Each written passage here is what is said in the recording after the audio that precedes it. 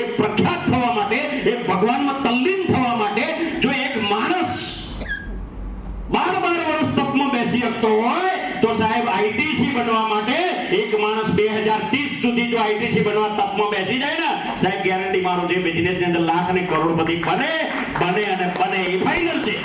તપમાં બેસવું પડે, આ તપસ્યા કરવી પડે, હલવાનું નહીં, ડગવાનું નહીં, બીવાનું નહીં, ભાગવાનું નહીં, મુતરવાનું નહીં.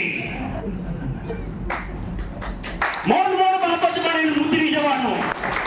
મારું નહીં ચાલે એવું તું માની લે છે મગજથી, મારું નહીં ચાલે, અને તું માની લે તારે નહીં ચાલે. બધું માનવાનું છે. તું માની લે કે મારું ચાલશે તો તારું ચાલશે.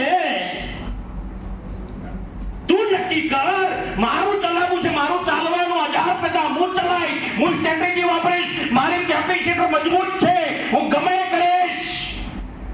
આ તાકાત અંદરથી બાર અવાજ આવવો જોઈએ. એ અંદરથી બાર અવાજ આવશે એ તમને સફળ બનાવશે સાહેબ.